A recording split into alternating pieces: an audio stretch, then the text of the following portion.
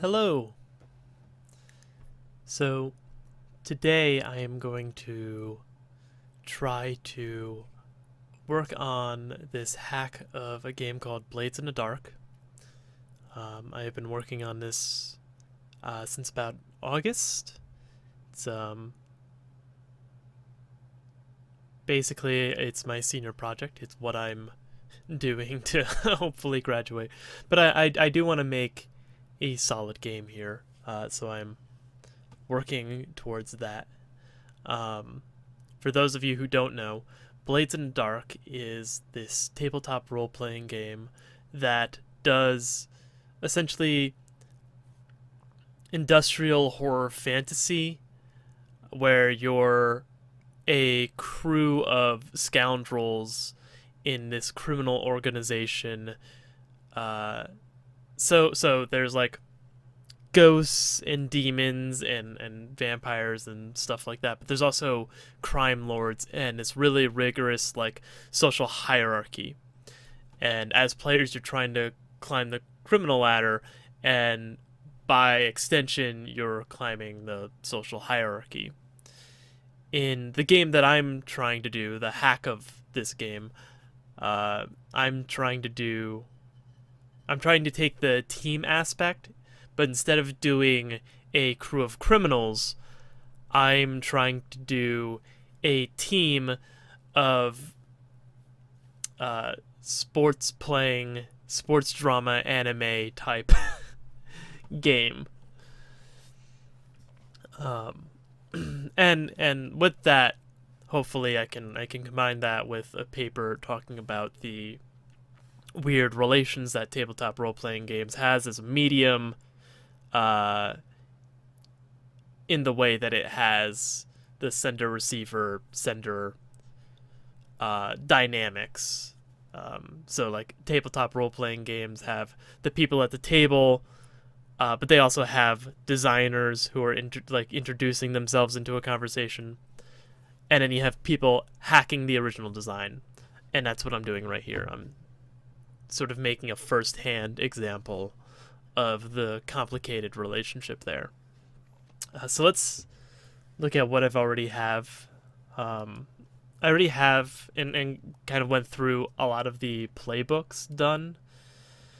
Uh, for me, the way that I'm doing this, the process of hacking this game and designing this game is a series of just working on the sheets and seeing where the original design that John had, and the layout of the sheets, because this is what the players will see, and this is basically the game, right?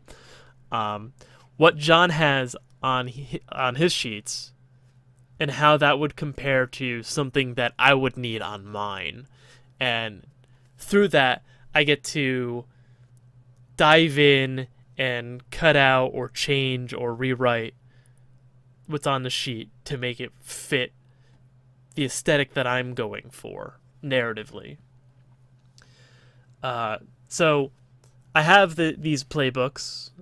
We have the ace. We have bench warmer, captain, coach, rookie, showstopper, upperclassman. All these archetype of characters. And basically I've just went through, and if you look, the sheet's following the same format as John Harper's. I didn't change the structure of the sheet too much. I did rewrite a lot. I changed the words for things. This is what John calls the poetry layer. I changed a lot of the writing, and that in itself changes the genre. And for example, we see here we have like naive truths. Each character has a naive truth. This is a thing that the character believes in and fights for. Whereas in Blades in the Dark, you have vices. And clearly vices won't really fit in this sports anime type sports drama game. So I just rewrote uh, the mechanic here. And that's a basic way of how you design games, especially if you're just hacking it. Working with the language of the game will change the entire dynamics of the game. But I've also changed a few mechanics.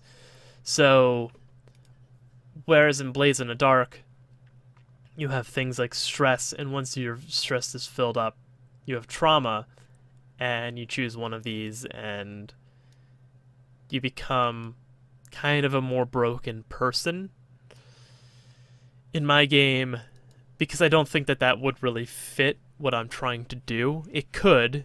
It absolutely could. You could have this story of these sports-playing teenagers who, when they're facing this trauma, they become more broken and etc. But the way that I've reconciled that is you have these bench questions when you fill up your track. You choose a bench question, you answer the question, and then you have a scene relating to that. So, for example, if an ace fills up their track, they might choose who do you admit is better than you, and then you just have a scene. They answer the question and then have a scene about that answer. So this is kind of what I already have done. I have most of the... Well, I have the playbooks done for the most part.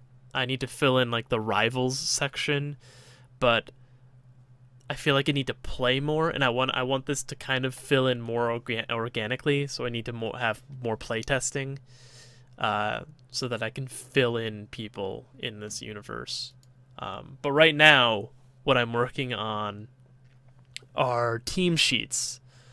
One big aspect of Blades in the Dark that is kind of fascinating for me, one of the main reasons why I love Blades in the Dark, is I love the crew sheet.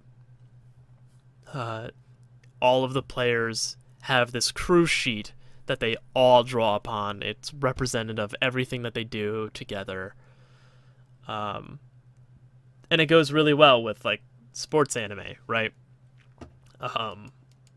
So I'm trying to bring this into here, and I've been struggling a little bit. I'm having more problems with the team sheet than I am with the normal playbooks, and the reason for that, in my mind, is because in Blades in the Dark, the crew sheets tell you what you're doing as a group, right? For example, in this game, you're assassins. You're doing assassin-type jobs. You're killing people. You're murderers for hire. And as a Bravos, you're mercenaries and thugs and killers. And that's the thing that you should be focusing on. As a cult, you run a cult. You're doing cult-like activities. Makes sense. Hawkers, you're selling stuff. Makes sense. For my game, especially because one of the things that I'm doing is I'm trying to keep the sport ambiguous. I'm okay with the players choosing the sport as long as it's a team sport type game. It should work. I have verbs here that I think could work in almost any sport as long as it's team focused. But because of that, and because it's not a focus on a single sport, and I'm not even focusing it on the team playbook. So one thing that I could have done, and one thing that I was thinking about, is that each team playbook would be basketball, baseball, soccer, different types of sports. Instead, I'm trying to focus on the type of series that you might play in, the type of standing that your team has coming into the game. So this team playbook are they're the fallen rivals. So they're a team that used to be champions. They were champions, and now they're not.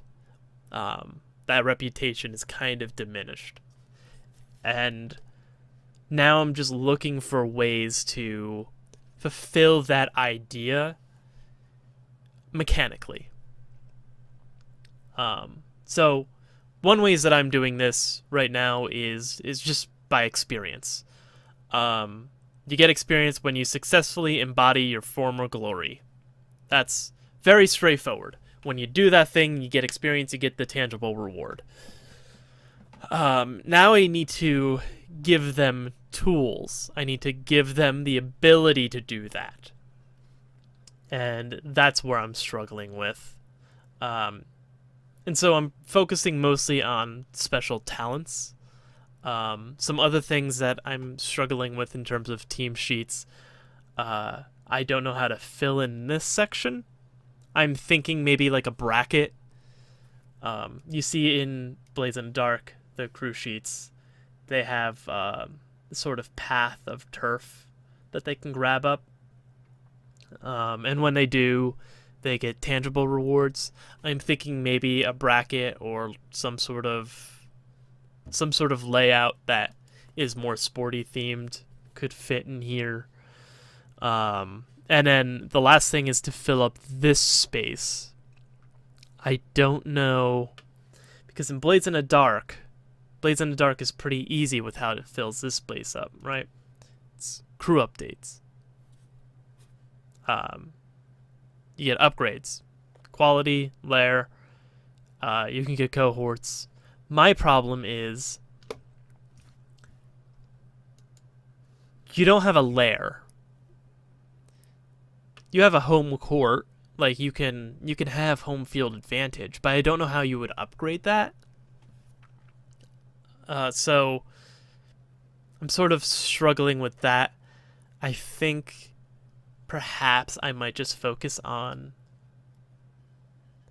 you have a training facility, you just have training and mastery as upgrades, and then you can choose a cohort, you can choose teammates. I think that's the way to go. So that's where I'm thinking right now in terms of like upgrades. I think it's more focused on taking talents and doing more, having more abilities, because I also think that this is a shorter term game compared to a Blades in the Dark. At least that's how I perceive it right now. I need to play it obviously a lot more in order to figure this kind of thing out. So my process for going through the talents, the easiest way to do it is seeing what can you just rewrite, what makes sense, what are the foundations that John has already given us that can be pulled out, extrapolated, and put into sports anime if just a rewording. Now, it's really easy, or it was really easy to do this with a lot of the playbooks. I would have to change a bunch of things, but you know, the easiest one for me was the ace, talented. It's basically just not to be trifled with. You can push yourself to do when you push yourself, you can perform a feat of physical force that verges on the superhuman. Makes sense. Really solid design. This goes back, at least as far as I know, it goes back to Apocalypse World. And this has been a move that has followed that sort of line, that genealogy of game design, pretty much every step of the way, from what I've seen. But then I have this one ability, Merciless, and that ties into a new mechanic that I have for this game, which is tracking momentum. Because we're doing sports anime, there has to be a way to track the score of the game that the players' characters are playing in. If they're doing a sports type thing, if they're playing a game of basketball, one way to play with that narrative is to have the score. So instead of tracking, the rival team has 28 points and the PCs have 27, we track momentum to see who has the momentum, who's like leading right now. So I'm working within these mechanics, working within my whatever new mechanics that I have to put in order to sort of fit the genre that I want it to be, and just rewriting what's already done, what already works for me. So going back to the Fallen Rivals, I already have two that I think really work. The first one is easy. It fits on pretty much every crew sheet has one of these. And so I added it as well. I think it fits really well in the game. It's a really good first pick for special talent. I've seen in most of my games of Blades in the Dark, the first crew talent that they pick, the first crew ability that's chosen is this one, the one where you get +1 action rating. It's very flexible. If you don't know what your crew's really doing or what they're motivated or how they're working yet, it's really flexible and allows them to organically choose the direction that they want to go. And so for Fallen Rivals, a story that is mainly you were once top dogs, now you're not, and now you're trying to climb back up. Being determined, I think having control, charge, and encourage is really strong. I think showing that you have the athletic ability and you also have sort of this team dynamic fits in really well. And then also synergized, when you perform a group action, you may count multiple 6s from different roles as a critical success. From what I've seen, this sort of storytelling is very much team struggle. It's kind of underdog, but it's underdog in the sense that it's mixing old players who were talented with new players who are joining this squad that they're not bad, they're just middle of the road and they're trying to climb up. So it's an underdog story of sorts. So I think this really just fits in. It's not something where you're new to the scene and you're training up. It's something that's like working within the team dynamic. And that's what I'm really looking for, because the two other playbooks, naturally, just from here, are basically the returning champions and people who are just coming in fresh and are starting at the bottom. And like other things that I've changed, I had to change heat because heat doesn't make sense in this game. So I have a morale check, and morale is kind of, in my mind, it's a thing that the GM can call to tick. So like when bad things happen, when PCs fail a roll, the GM can say, tick a thing of morale. And when players have less morale, or when the team has less morale, they start doing worse off. Right. So going back here, I think the thing that I really just need to do is I need to read through the abilities and think about how do these abilities help the players do the thing that they're supposed to do. And I was looking through a bunch of them. Crow's Veil is an awesome ability that I don't think fits with this playbook, but I want to see how I could fit something like that into probably the Champions playbook, where they're just like eradicating challengers from the scene. They're making teams disband because they're so good. That would be really cool. That would be really fun to see. Or Ember Death is what I was thinking of. Crow's Veil, due to hard won experience, you don't take extra heat. So that could be something that's really good. That could be playing with morale, right? It could be something like, due to a cohesive teamwork effort, that wouldn't be the words that I would use, but due to a strong sense of team spirit,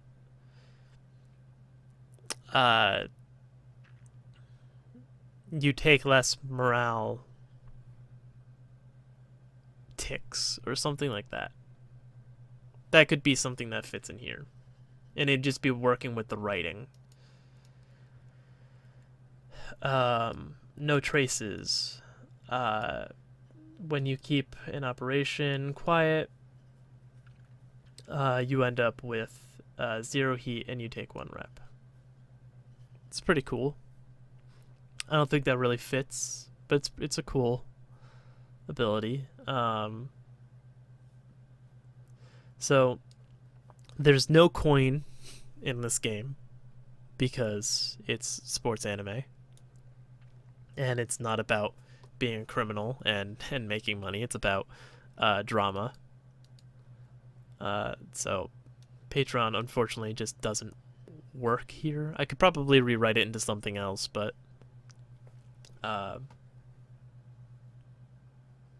it's something that doesn't jump out as an easy fit in the game.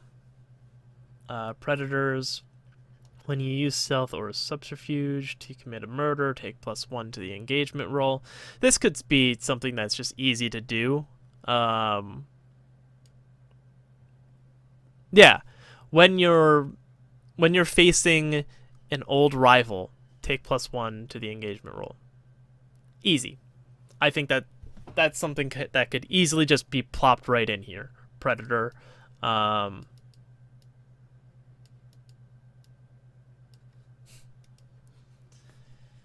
How would we write that? First, let's go down here. And let's duplicate this. I will note that I am not a graphic designer. And if I were, I'd probably be screaming at how horrible this is and the way that I'm doing this. I'd probably be using InDesign.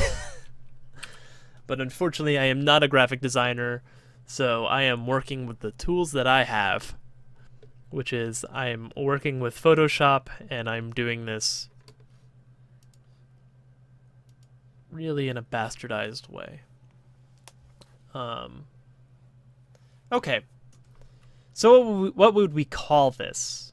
And this is the whole thing about what I've been working with. It's what am I going to name things?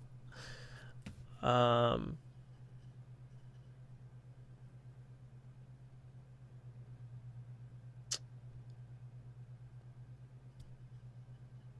could call it something like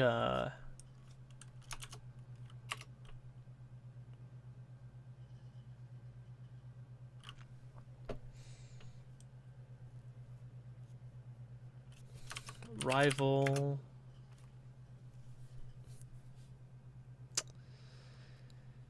Yeah, I don't know. What would I call this?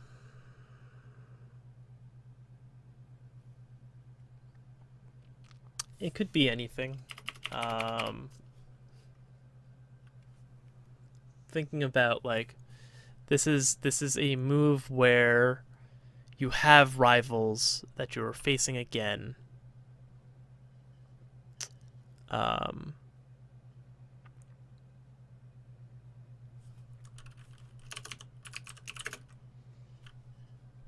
it could just be rematch. That could be it. And it's whenever you play. Yeah, simple. If we just go play a rival.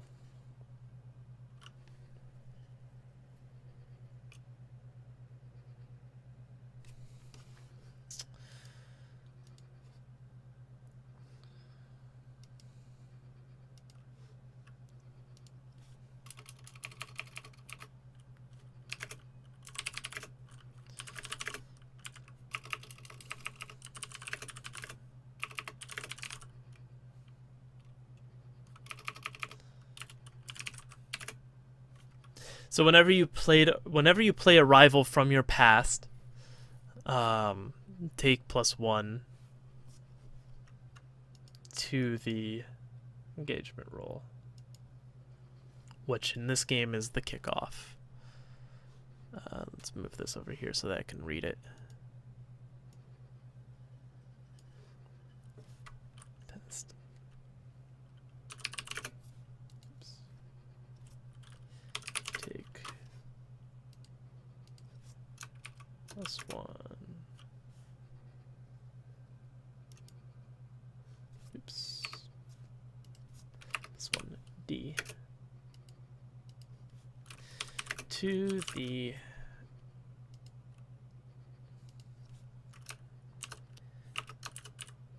kickoff.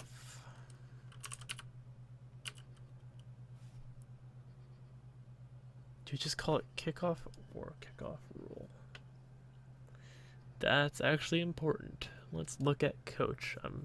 Yeah, kickoff role. Consistency. Consistency is important. To the kickoff role. Simple. Easy. Makes sense to be here. And I'll be able to test this out. In play, I'll play this game enough to see if this works. Really, I'm looking for... I'm looking to just make hard decisions. To put something down and to see how it works later on. But that seems like something that just fits right in here. I think that that's something that when you choose this playbook, you have to define who your former rivals were.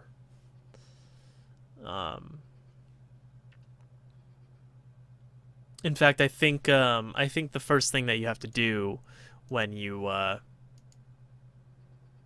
do character creation, when you do crew creation, is you choose a rival.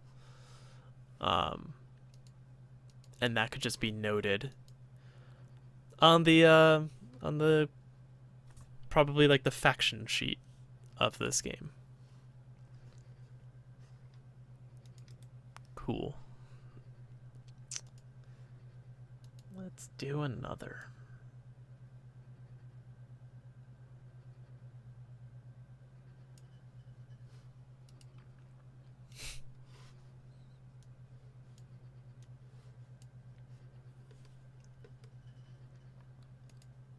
Vipers, when you acquire or craft poisons, you're +1.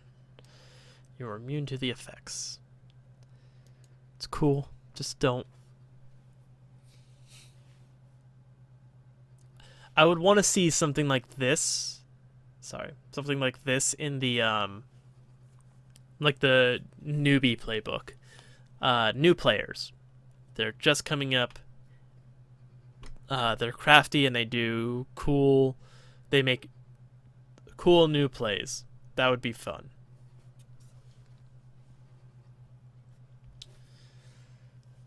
Do I already have the one from here? I don't think I do. When you execute an assault plan, you take +1 to the engagement roll. It's kind of doubling into that. It makes sense that you would just have one of those on all of these. I wonder if that is true. Doesn't look like it. Here. Here. So, yeah, but it is in the shadows. Cool. So it's just a thematic one. When you fight alongside your cohorts in battle, they get +1d for teamwork rolls, setup, and group actions. All your cohorts get the thug type for free. They're already thugs. Add another type. Cool. That's wonderful. One thing that I need to work on with the teammates, which is kind of my replacement for the cohort. You can have a player or an expert, one extra player, because it depends on like what sport that they're playing. They might be playing hockey, which has 6 people on the field, or they may have soccer. The show should always focus on, or the sessions, the game should always focus on the players, but there'll be NPCs, and if they want an NPC there, they have this way to do that. They also have experts if they want to, and this doesn't necessarily mean that they can only have 4. It's just the slots that I have on the sheet. Yeah. So one thing that I would have to do here is I'd have to put in place things that are right here, I believe. Cohorts. No, they're not. They're in the real book. If you open up the real book,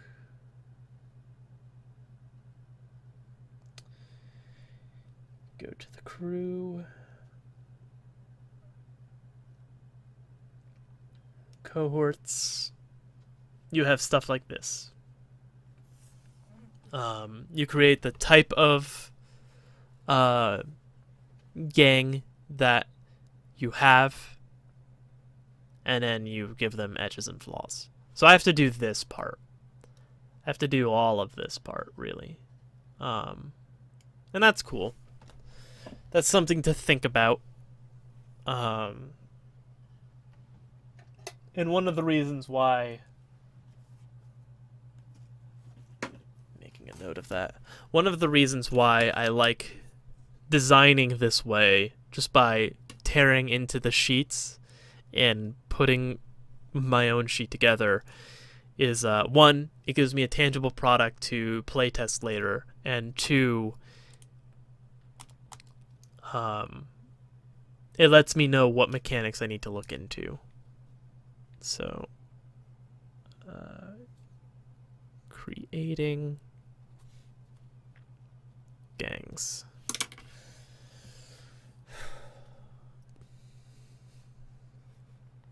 Cool. There are 5 different types. Interesting. So what would the 5 different types of teammate players be?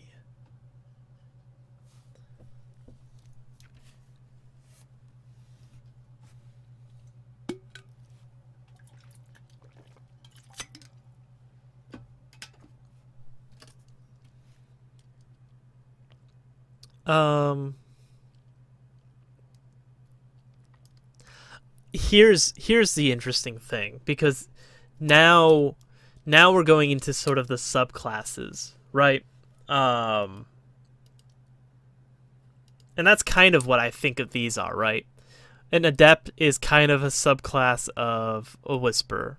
Rooks are kind of subclasses of slides. Thugs are kind of subclasses of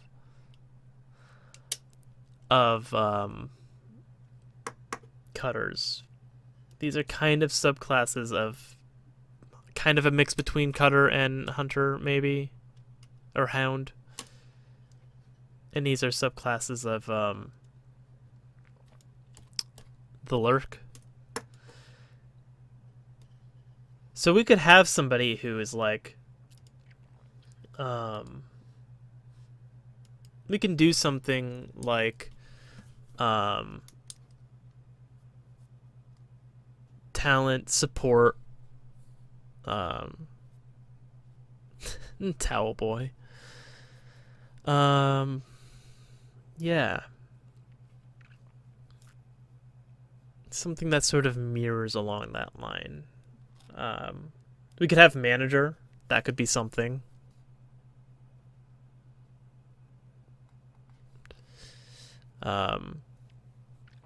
Sort of a side to the coach. We could have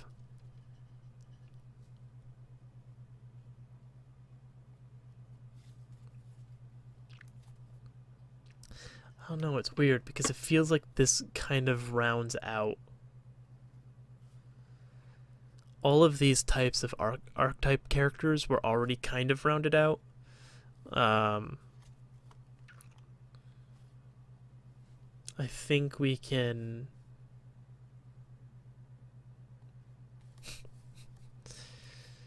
cheering squad, who knows. Either way, that's something to think about. Going back to what I was doing.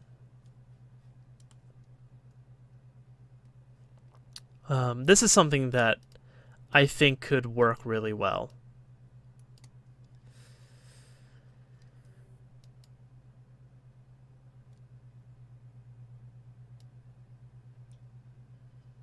This is something that doesn't really fit into the game right now. The Fiends. Fear is as good as respect. You may count your wanted levels as turf. It doesn't fit into the game that I have right now mechanically, which is fine. I think that that's good in a way. I wonder if there's a way that I could take this and use it, because I like the idea of enemy teams fear you. You can take X and put it somewhere else. That'd probably be a champion type move to think about. Maybe that could be cool for like the champions. Like you can use your tier.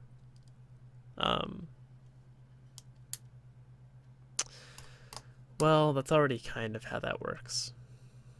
I don't know. I would have to think about that more. Forged in the Fire. Each PC has been toughened by cruel experience. Take +1d to resistance rolls. That's something that could just be plopped right into here. You know, for a playbook that is really driven by you were underdogs only in the circumstance that you were good, now you're not. There are reasons that you're not anymore.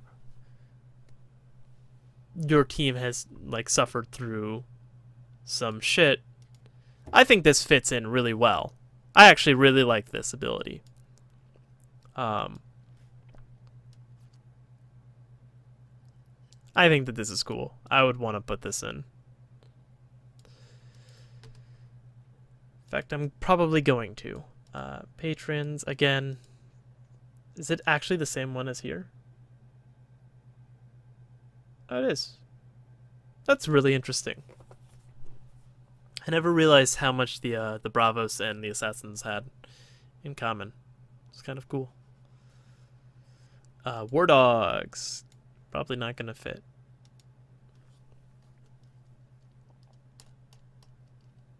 Though it could.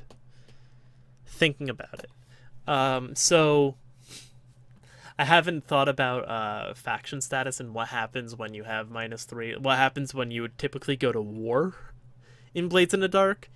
How that would translate to sports anime. Probably like heated rivalry. And when you have heated rivalry, why would you lose one downtime? Why would you lose hold? I don't have hold in this game because it doesn't really make sense overall. Again, I think this is a shorter type of game. I think the stories... I would imagine that the stories you tell with this game last between 10 to 20 sessions, maybe. That would be it. Whereas in Blades in the Dark, if you're trying to go the full gambit of we're starting at 0, we're going all the way to tier 4, 5. I don't think 6 is a possibility in Blades in the Dark. Let's find out. At least not written here. Not written here. Who the hell knows? If you're trying to get to tier 4, that's a long game. that takes a while. And your PCs probably won't make it that far, which is fine. That's the whole point of the game, right? But this one, in this game, I would say that most PCs will make it to the end of the campaign, probably, depending on what you're doing, unless you're like doing a legacy thing where like players graduate. And there's written here like moments and questions for players to leave. Like at your lowest moment, ask yourself, why am I on this team? Your character might just say there is no reason and leave, right? So there's room here for characters to leave. It's just, I imagine most scenarios they wouldn't.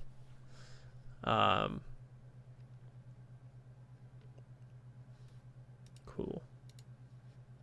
I'm going to put this in. Just working on the rewriting of it. Each PC has been toughened by cruel experience.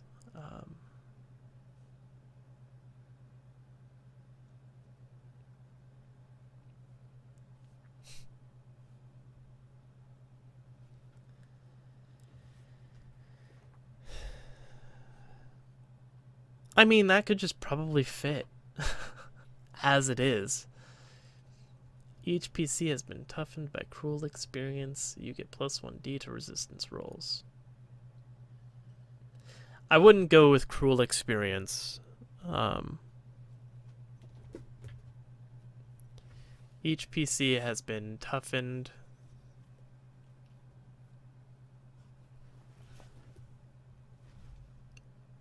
by the competition.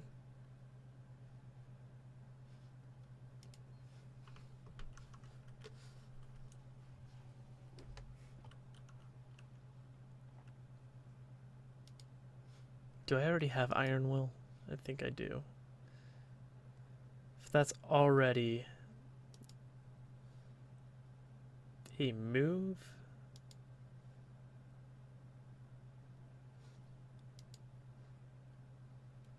I'd be very shocked if it's not on here.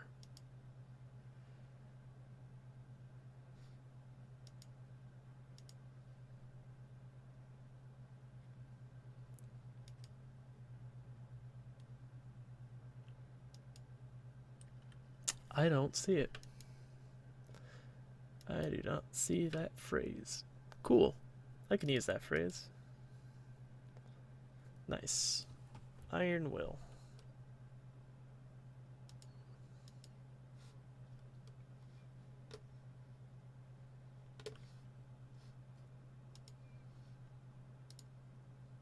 Bold that.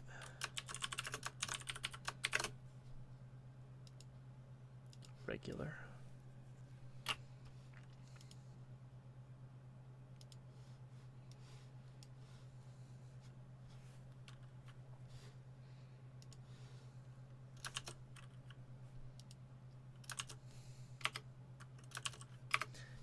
Nope, nope.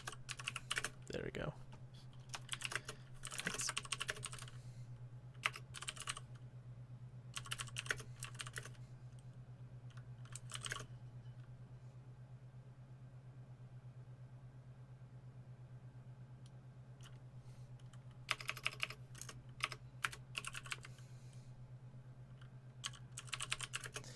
HPC has been toughened by competition.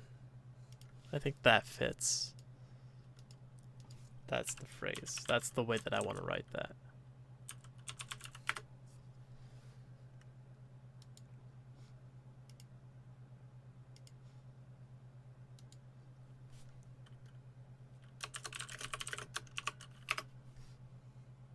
And then I want to probably stay away from more like +1Ds, +1 die type things.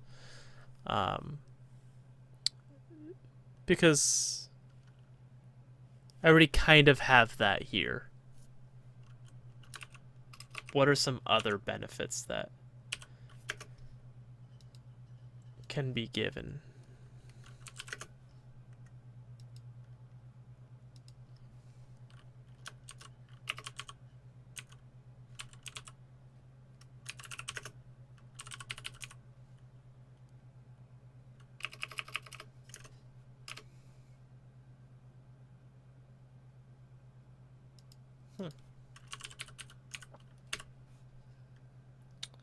That's interesting. Roles is not capitalized in Blades in the Dark, and probably not anywhere else besides right here, which means I should probably change that. Rematch, edit, make that regular. Cool. Right, like coach I have here. Ah, I do have that. Do have that italics. Wonder if it's anywhere else. The engagement role is bold. See here in the spider. That's interesting. I mean, it goes to show that, I mean, a lot of this is kind of arbitrary, but also it's just a couple of people. And also consistency only really matters so far as one sheet. It's not like most people are going to be looking at every single thing written and trying to dissect it. Most people are not Andrew in Making Girl by Moonlight. Which is also, if you haven't, check out twitch.tv/actualfactual. Is that right? Let me make sure I'm being correct here. Yes, Actual Factual. To watch Andrew hack Blades in the Dark into a game called Girl by Moonlight. A game where you play magical girls trying to stop the spreading of darkness or some sort of evil conspiracy thing. It's really cool. Looks great. Check it out. Cool. So, Iron Will. Each PC has been toughened by competition. You get +1D to resistance rolls. It's really straightforward. It's straight to the point. Makes sense. Solid. That puts me at 4 abilities. Most of the time, I think it's 7. I think that's how many I have here. 1, 2, 3, 4, 5, 6, 7. And then the veteran moves. So, I mean, this basically means I'm halfway done. I've already got half of the talents. That's great. Let's see what else I can put in here.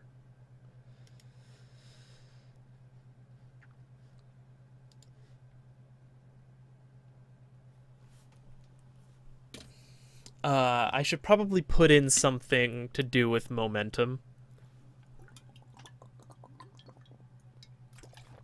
Ooh,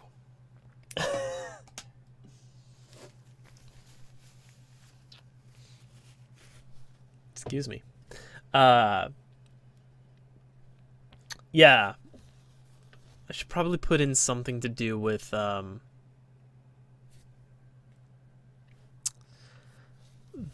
way that they have momentum or can interact with it. Players already have that. Players already have abilities that interact with momentum. But I think specifically the crew needs something because of the way that the story, the narrative mechanics of this sheet, or what I'm trying to make the players feel. I want the effect to be this swingy, fighting for your former glory type thing. So I think momentum is like really important. Like there needs to be this pendulum of a game. I guess. I mean, that could also be true for newcomers.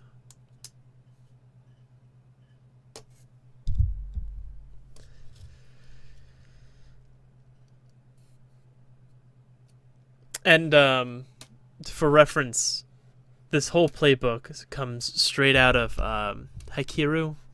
It's straight up the influence. The touchstone for this is Haikyuu, volleyball. In English, it's fantastic anime. Something that I actually watched to design this. I had because I'm not really that familiar with sports anime as a genre, so I had to watch sports anime, and that's one of them that I watched. It's really good. It was really enjoyable. That was the influence for this playbook.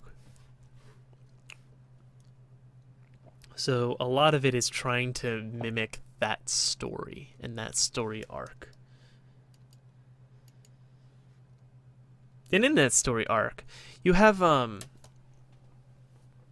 there's a thing where a lot of it is following the struggles of individual players. So maybe I should have a move, like a team move, about when teammates are benched. So like when a teammate is benched, you get an extra thing. And that will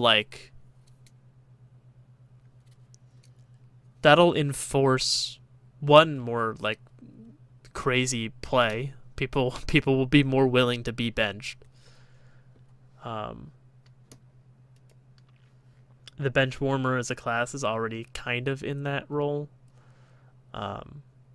This is probably my favorite ability in this entire hack so far, which is when someone on your team spends enough fortitude to put them on the bench, you may spend it instead of them. I really like that ability.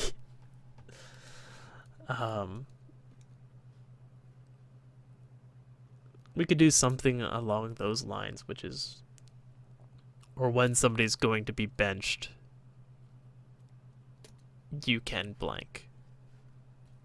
Do some sort of encouragement.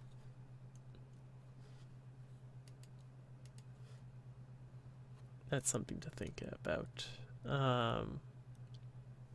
Bound in Darkness. You may use teamwork with any cult member.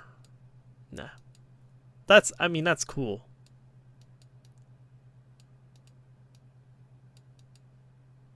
But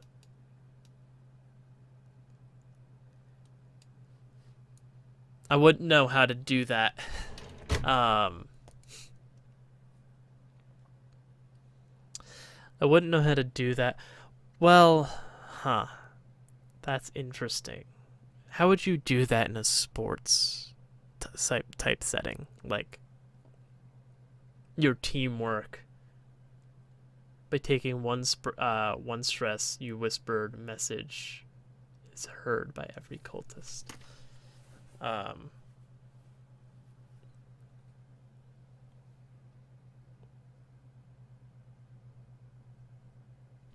And here's the weird part about Blades in the Dark and why it's really hard to hack it. Well, I wouldn't say that's really hard, but one of the difficulties of hacking Blades in the Dark is that John writes some things and then he doesn't tell you how to interpret it, which is brilliant.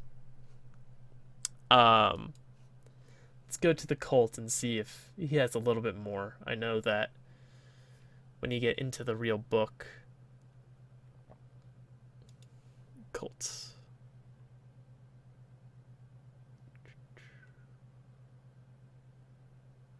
Yes. By taking one stress, your whispered message is heard by every cultist. By what a cult means does this manifest? How is a stranger disturbing? So he doesn't answer the mechanical question. Are these two separate things? Do you have to spend one stress in order to do the teamwork maneuver? It's not answered. It's open to interpretation, which is just fucking phenomenal design for a game like this. I know that somebody like Luke Crane would be just... This is not how a Luke Crane game would be designed, right? Luke Crane doesn't just write the rules. He writes the interpretation of the rules. He gives you his voices in Burning Wheel at the very least. I wouldn't necessarily go so far as to, one, claim that I know Luke Crane's opinions completely, and two, know that I've played all of Luke Crane's games. Though I have played. I do have Inheritance, which is great. Fantastic work. Let's see. Yeah, that's tricky. Do I just put that down? And I think... Because it doesn't matter what my interpretation is. What matters is that I put it on the page, and then somebody else reads it. And that's kind of... So, the cool thing about game design as a medium, the medium of it, is that John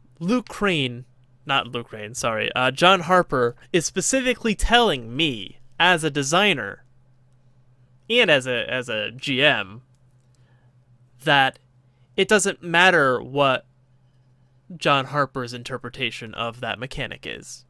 What matters is that it's on the page, it follows a consistency with the rules, and it from there choose, decide, interpret.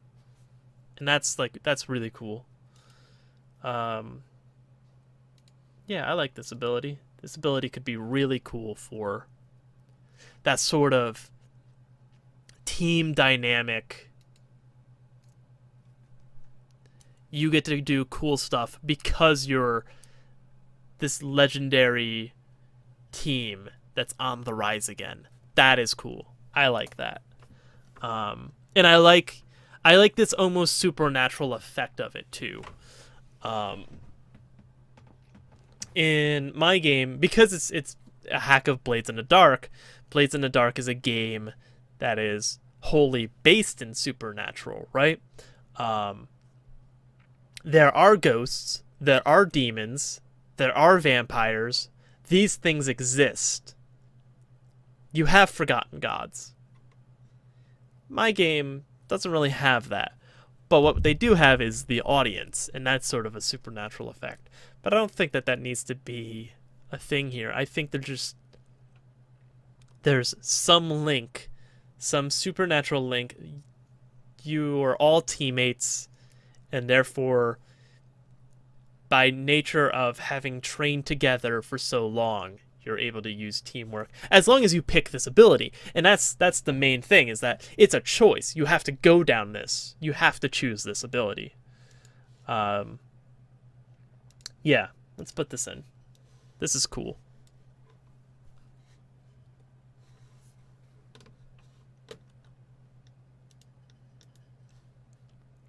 So let's duplicate the layer.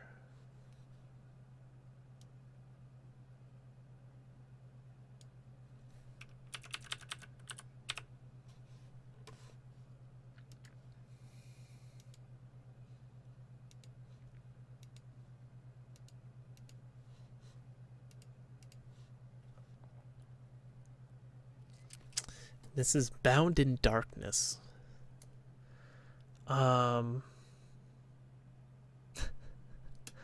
What would I call this?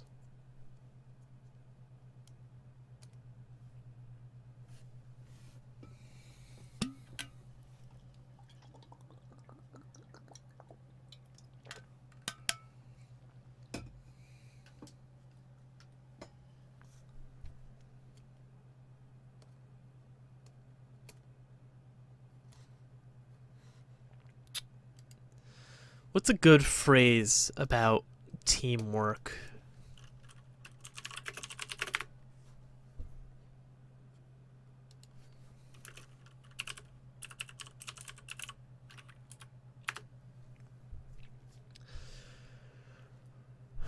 This idea that, like, everybody's connected as a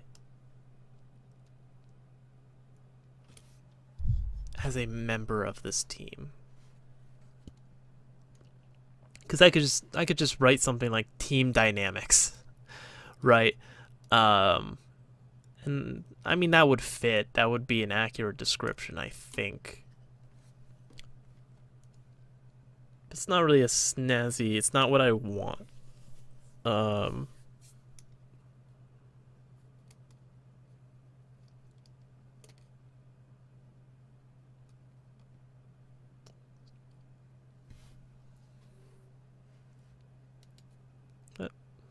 Stop.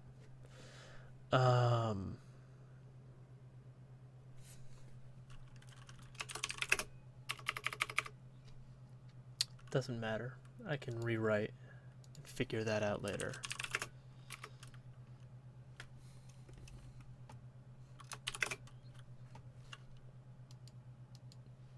And that's the other thing, is that I don't need to come up with the name of things right now.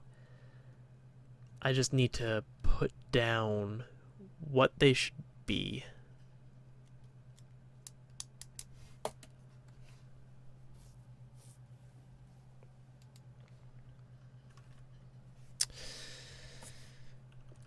So, you may... That's the wrong thing. You may... Where are you?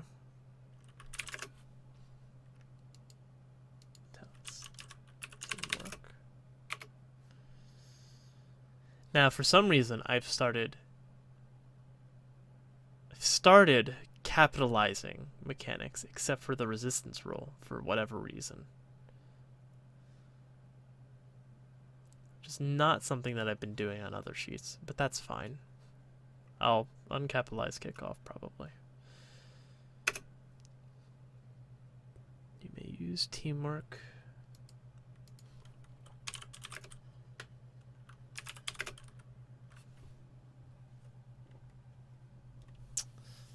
Now, here's also a problem.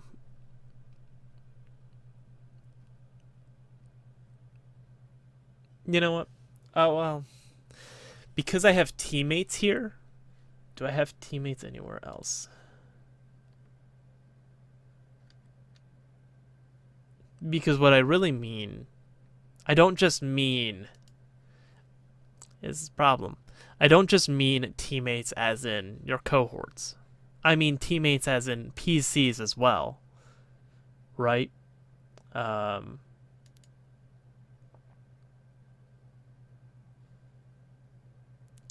Yeah, just write when someone on your team. I can write it that way. You may use teamwork with anyone on your team.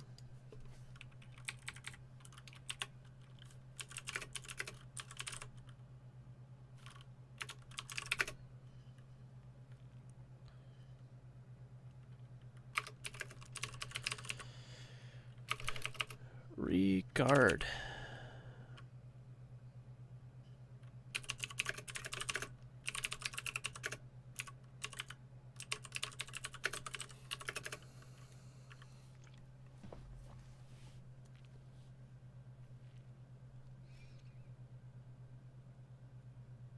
See, now this is the tricky part where it's you may use teamworks with any cult member regardless of the distance separating you. By taking one stress, your whispered message is heard by every cultist. Are those two separate abilities? And if they are, I would like to change that to by taking one or by spending one fortitude, your emotions are felt by everyone in the team. Because that's what this is all about. It's all about your emotions in this game.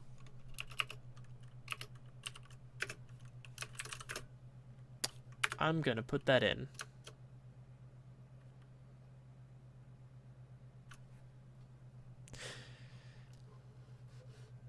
Here's the other thing, is that, why is this not bold?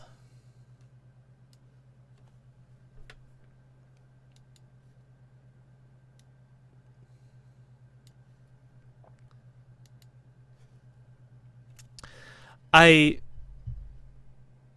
mean, I have to wonder, there has to be a reason, right? Is it not bold because this is tied into the thing that is bold? This is the mechanic? This is a payment? I don't know.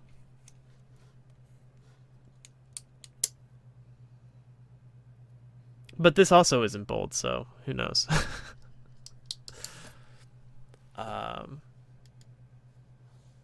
It's interesting.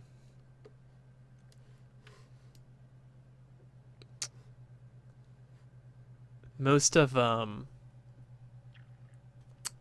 looking at game design and analyzing the design of a book of like, I actually don't have any of my role-playing games next to me.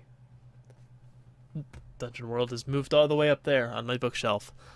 Most of, well, I mean, I have this. I have this right here.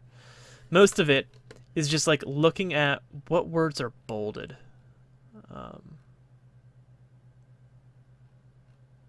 What's underlined? What's in italics? Why is this the format that it is? That seems to be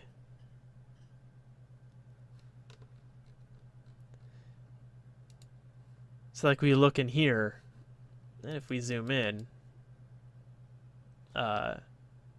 no one is in charge of the story. This is bold. This is an important thing. You play to find out what the story will be. This is bold. This is important. This is a fundamental idea of the game. So, looking at these sheets and seeing what is bold and what's not bold, what's underlined, what's not underlined, what's italics, is kind of a fundamental aspect of analyzing each game. Anyway, going back to this.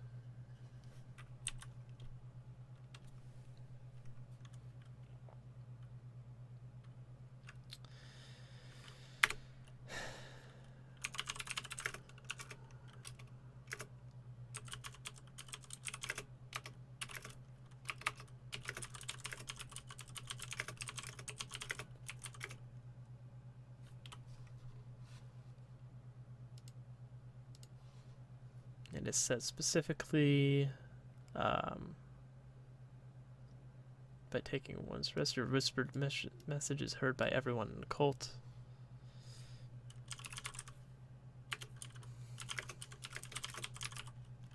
Bam. Simple. We got him. I might have to play with spacing. Not really. Nice. Look at that. We've got 2 more. That one took up a little bit more space, but these ones have been fairly controlled in terms of the spacing. Cool. Let's continue. Duplicate this. Bring it down.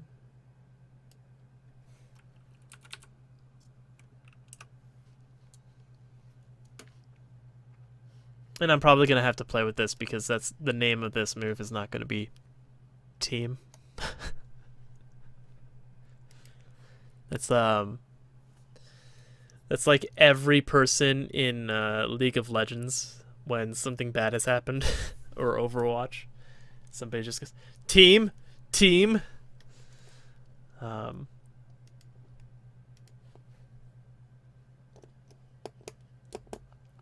So that will probably be changed. Conviction. This is going to be a rookie move. This is totally a newbie thing. Each PC gains an additional vice. Who knows? I don't know what it would be, but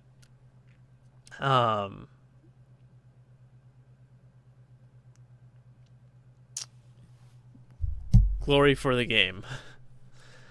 Glory incarnate.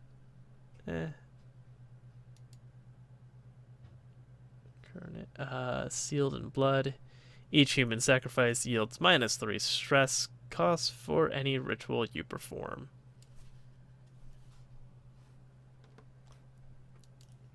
Solid move.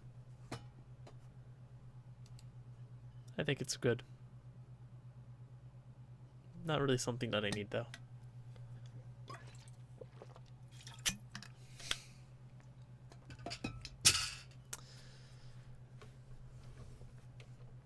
The good stuff. Chord. Sometimes friends are as good as territory. When you have +3, you get turf. Really cool move, but doesn't fit this game really. Ghost market through arcane ritual and hard-won experience.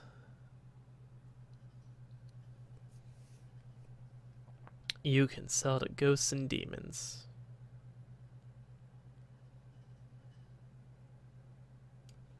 This could be something about like winning over the fans. That could be cool.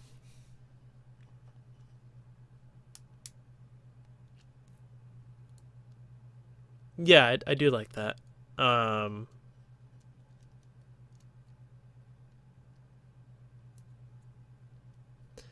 That'll be something. High society. Take 1 heat during downtime. +1 to gather info. It's okay. Patron again and hooked. People are hooked on that good shit. Ghost echoes. Our crew gain the ability to see and interact with ghostly structures. Okay. Packed rats when you acquire an asset. Patron again. Second story.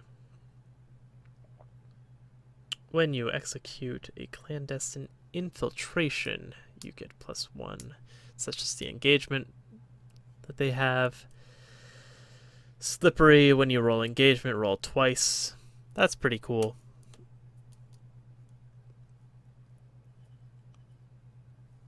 Synchronized is one that I already took. And smugglers, like part of the family.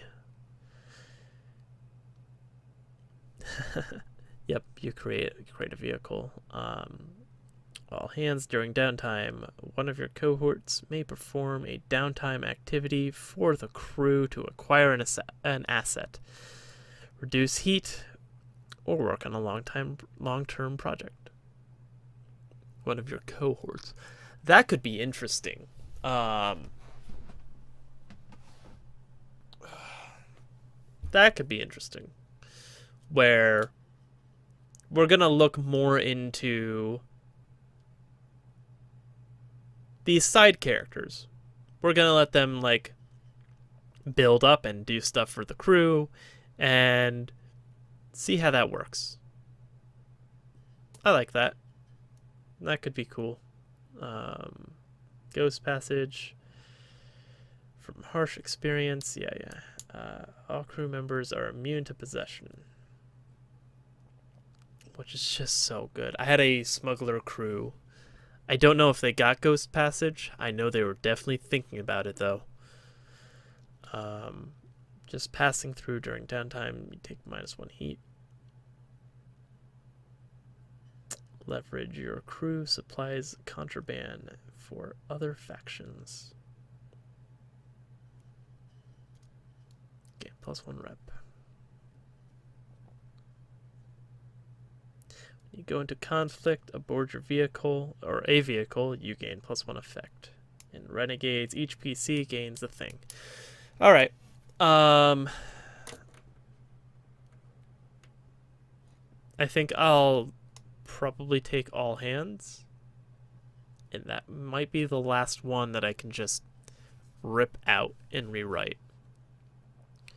Which is pretty, I mean, 1, 2, 3, 4, 5. For all but one of them, if all but one of them are just to rewrite, then, I mean, it's less work that I really have to do in general.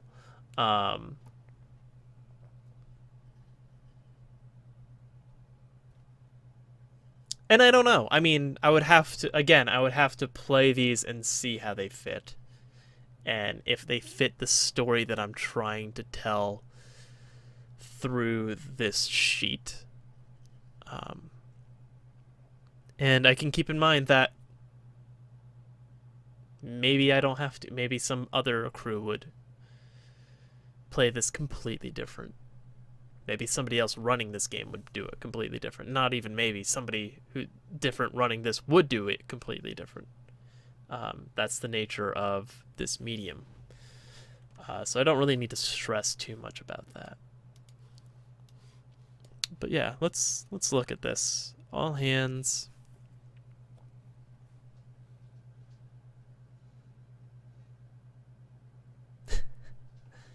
I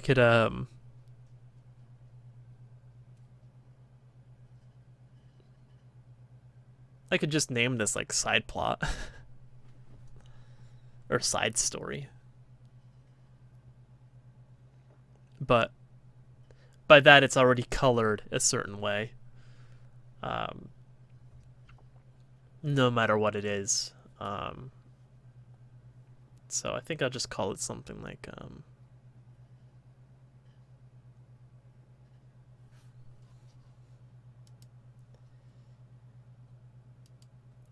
you just call it competent.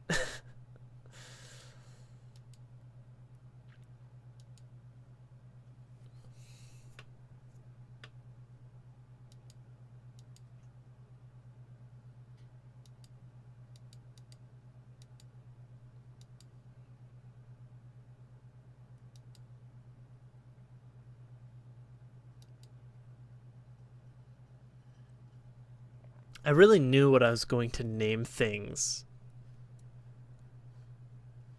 when I was doing the playbooks. All according to plan, out of the playbook, extra practice, scrimmage. These all made sense to me. Faith in my friends. Daredevil's just Daredevil. Beginner's luck. Underestimated. Talk of the town, nerves of steel. Dirtiest player in the game. Got that Ric Flair in there. I really knew what I was going to name things. And I did put a lot of thought into it. It's not like I probably spent hours on just one name sometimes. but I really felt like I nailed the naming of these moves to get the effect of the genre, and that's what I'm struggling right here with.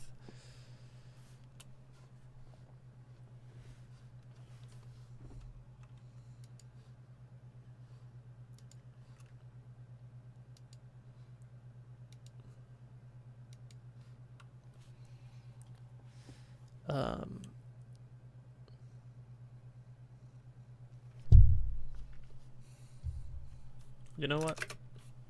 That's simple.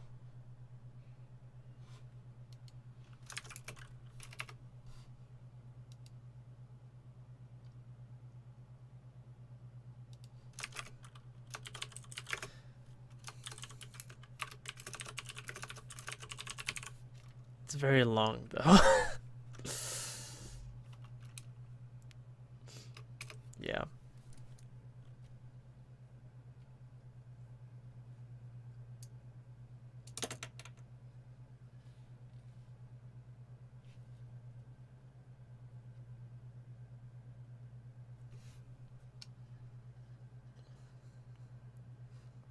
I'm going to name this Team Spirit.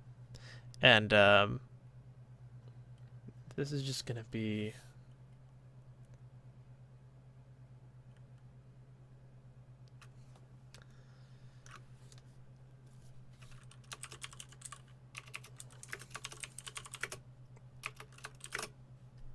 It's just that simple.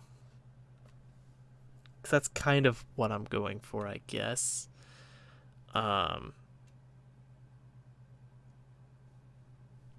You know, these names aren't permanent. They don't have to be.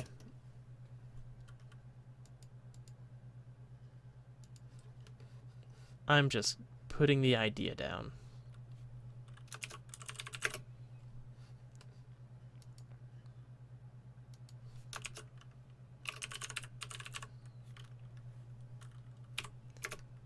During downtime. One of your...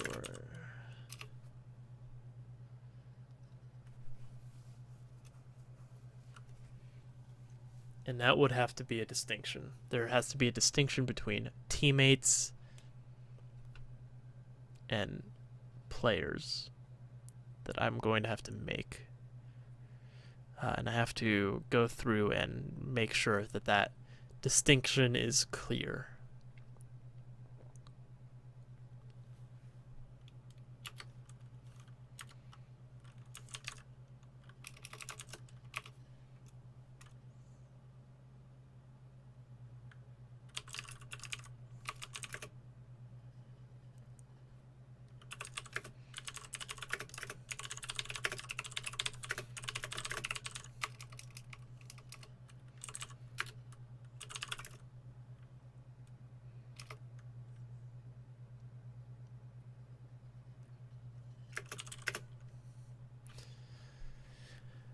Okay, so they can do it either to acquire an asset, reduce heat, or long-term project. In this game, it'd be raise morale. What are some of my things? Let me look. I have a book where I wrote these down. It'd be that, it'd be long-term project. I don't know if I renamed that or tried to, because it's been a while since I've worked with that. Going back.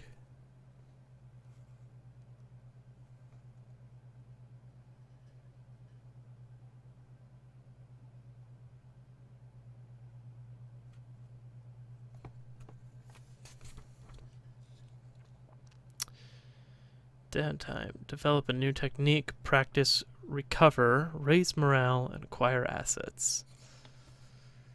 So they can raise morale, develop a new technique, and acquire assets. Is that how that works? Is that where we're at? Is that the naming convention that I stuck with? because I know I changed a lot from my notes.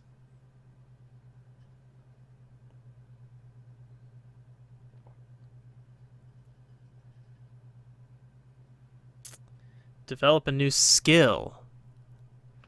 That's what I use. Develop a new skill. And the reason why I use that is technique is already a thing on the sheet. Got it. Wonderful. That just makes that easier. 2. Go to italics. I don't know if that's even spelled right.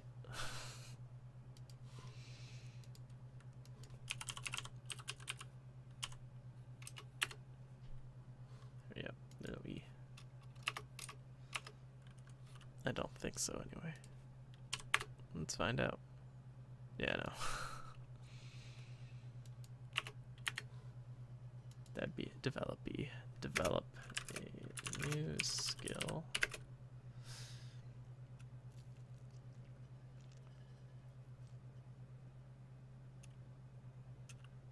Raise morale and acquire assets.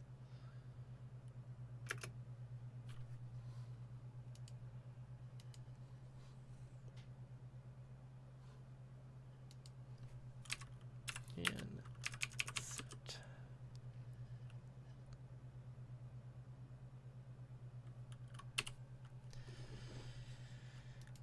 Cool.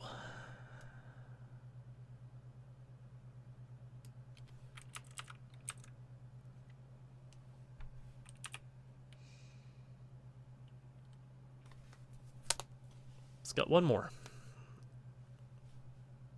Probably will have to be a shorter one, because I need to fit veteran in here.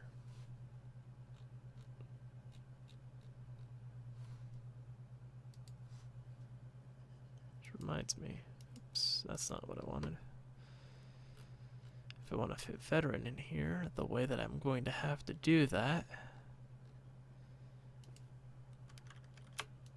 is by doing this. Let's put him there. Bam. Hey, look at that. It's beautiful. And we'll just stuff them right there. So I got this little tiny spot to work with. So I got to do a little tiny thing. But that's fine.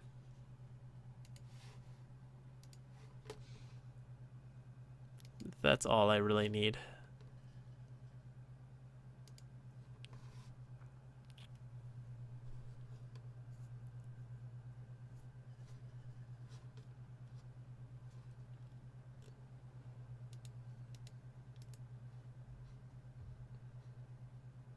I can duplicate layer, do that.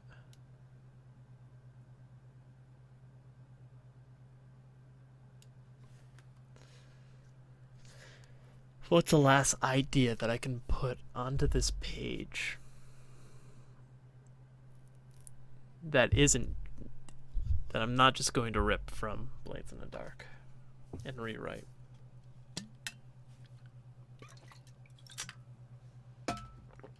What's something that fits that none of these really covered as well as I would have liked?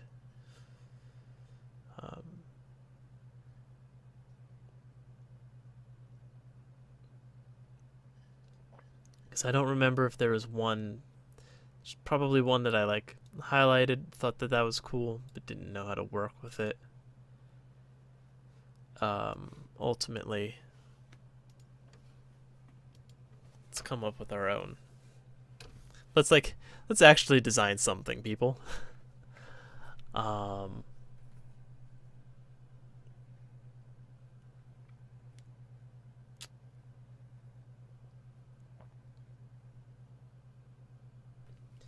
Let's understand the way that John did these.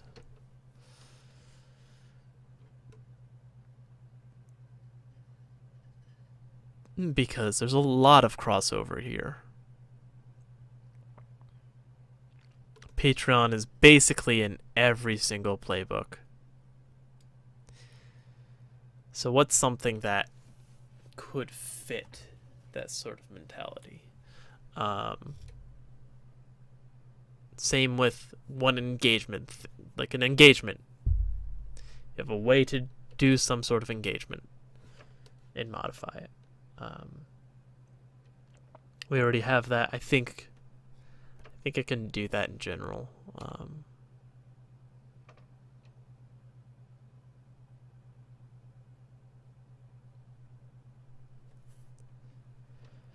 Everything really kind of had this a way to interact with your cohorts that seemed interesting. So like for cults, your cohort, you can talk to everyone, which is just cool, right?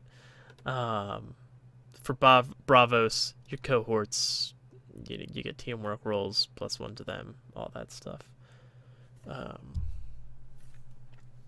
don't know about assassins. Smugglers, I'm pretty sure you do. Smugglers, all right, yeah. Smugglers have the boat as a vehicle as a cohort that you can interact with.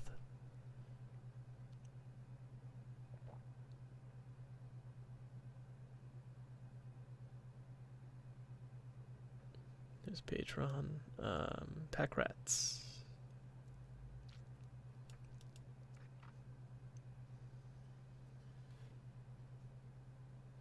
I don't know. I feel like there has to be something with the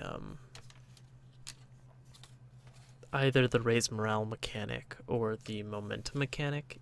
There has to be something to tie that in. Although, I mean, even looking at all of these, most of these abilities, thinking about the crew abilities, they're not something that happens in the moment to moment of the play, right? You don't see any of these really being an effect during a score. You see them happening and being an effect during downtime. So I want to do something with raise morale.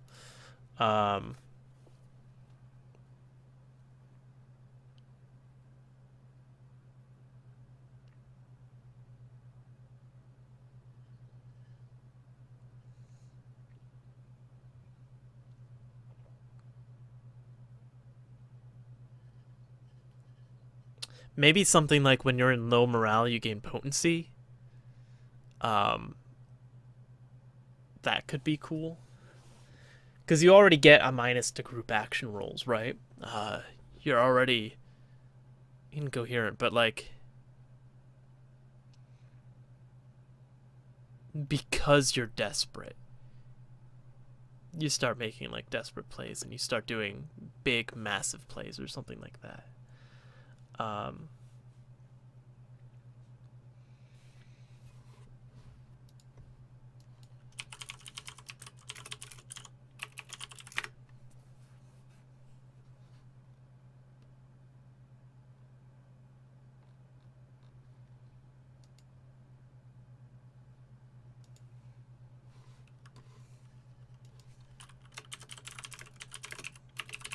I like that. We can go with something like this.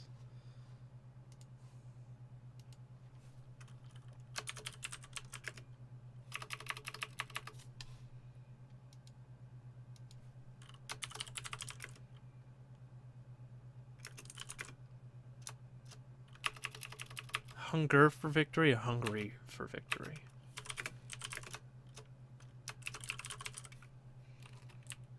I think it's gonna be hunger. You hunger for it.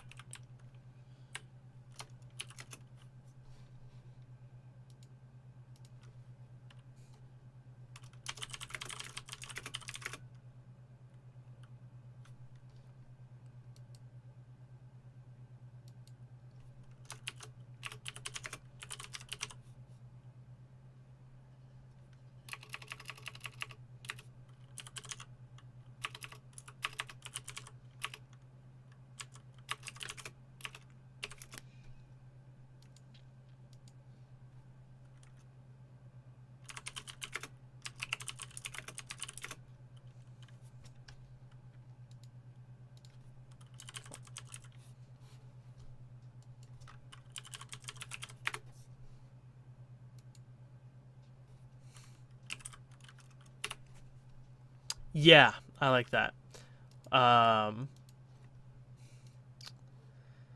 When the team has low morale, group actions gain potency.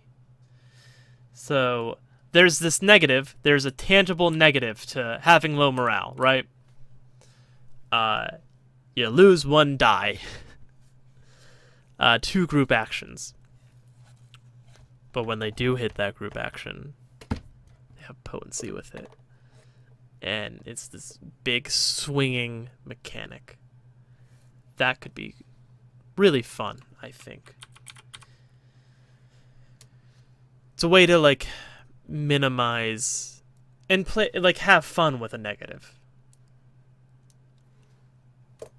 Cool.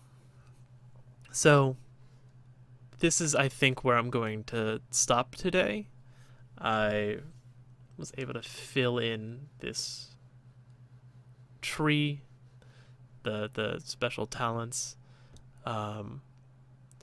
Most of it was just working within the poetry layer, just rewriting what John has already gave us as foundation. But I think that's okay. I don't think I need to reinvent the wheel here. I think John has already made a great game, and I'm just hacking it to do something else. So yeah, thank you for watching. I appreciate anyone who wants to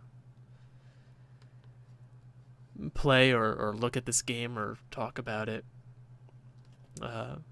Feel free to message me, and I'll send you any PDFs or anything that I have. And I would love to play with you, because I like playing games, and if you like playing games, then we'll probably get along. Thank you very much, and have a good night.